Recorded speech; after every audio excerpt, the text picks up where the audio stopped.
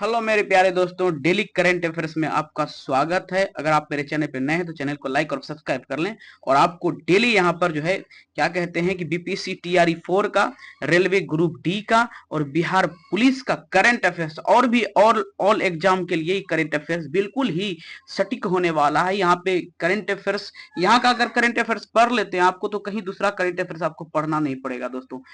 तो चलिए पहला क्वेश्चन क्या है तो देख लेते हैं कि 2025 में राष्ट्रपति द्रौपदी मुर्मू जी ने पद्म अवार्ड प्रदान किए। कितने पद्म अवार्ड प्रदान किए? तो ये यहाँ पे 71 हो जाएगा दोस्तों। कितना हो जाएगा? 71।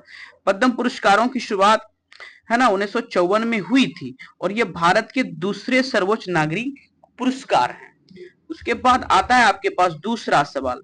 दूसरा सवाल है कि ILO के अनुसार world day for safety and health at work कब कब मनाया जाता है? तो 28 अप्रैल को मनाया जाता है। कब मनाया जाता है दोस्तों?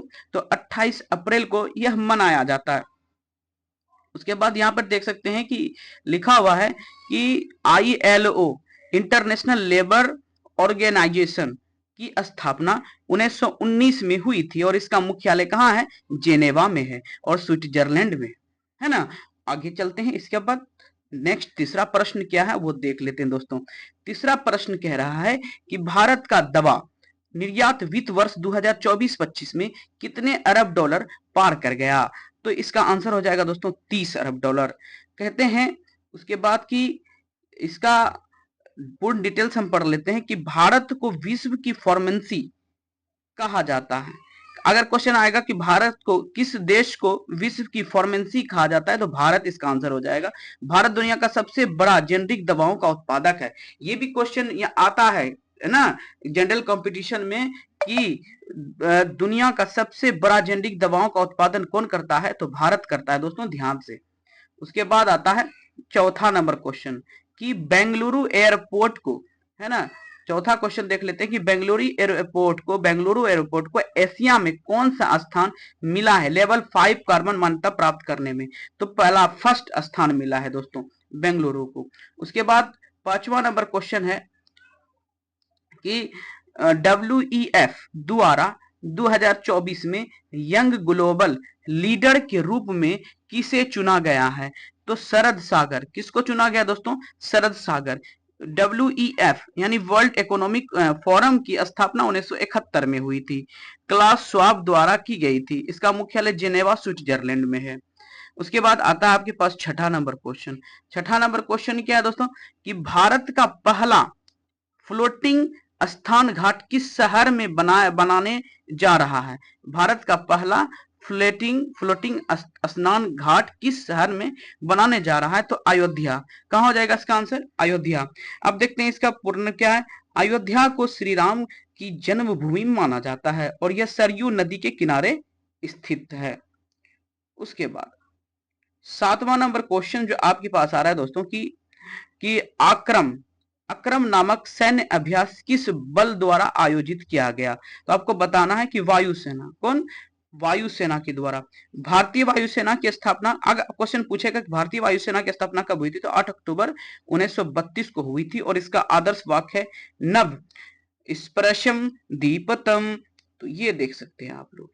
उसके बाद आता है आठवां नंबर क्वेश्चन आपके पास कि हाल ही में किसने 1000वीं IPL पारी खेली है? तो डेविड वार्नर। किसने खेला है? तो डेविड वार्नर। IPL जिसको इंडियन प्रीमियर लीग बोला जाता है की शुरुआत 2008 में हुई थी और BCCI इसका आयोजन करता है। इसका IPL का आयोजन कौन करता है दोस्तों? IPL का आयोजन कौन करता है? तो BCCI करता है। उसके बाद नेक्स्ट प्रश्न पे आते हैं। नेक्स्ट प्रश्न 9वां प्रश्न है आपके पास कि ध्यान से देखिए कि हाल ही में लॉन्च किया गया सागर समृद्धि प्लेटफॉर्म किस मंत्रालय से जुड़ा है? किस मंत्रालय से जुड़ा है? मतलब हाल ही में लॉन्च किया गया सागर, है ना, सागर समृद्धि प्लेटफॉर्म किस मंत्रालय से जुड़ा हुआ है? तो इसका आंसर हो जाएगा दोस्तों मिनिस्ट्री ऑफ पोर्ट्स, है ना, शिपिंग वाटर्स, है ना, यह मंत्रालय अब देख लीजिए यहाँ पे लिखा हुआ है कि यह मंत्रालय भारत की समुद्री परिवहन और जलमार्गों के विकास हेतु जिम्मेदार है ना। तो देख सकते हैं आपको ये पर्वत है ना, पोत परिवहन मंत्रालय से ये जुड़ा हुआ। 10वां नंबर और लास्ट प्रश्न आपके पास ये आ रहा है दोस्तों कि किसे ग्लोबल एनर्जी प्राइज 2024 से सम्मानित किया गया है। फिर से क्वेश्चन का जवाब ले लेते हैं एक बार, पढ़ लेते हैं क्वेश्चन को कि किसे ग्लोबल एनर्जी प्राइज 2024 से सम्मानित किया गया दोस्तों। तो इसका आंसर देख ले सकते हैं, अभय करंदीर को है ना, करंदीकर को किया गया है। कहता है कि ग्लोबल एनर्जी प्राइज विज्ञान व ऊर्जा क्षेत्र में विश्व स्तरीय योगदान के लिए दिया जाता है। यदि आपको मेरा करंट अफेयर्स अच्छा लगा हो तो आप मेरे चैनल को लाइक और सब्सक्राइब जरूर कर दें और भाई को सपोर्ट करें। धन्यवाद।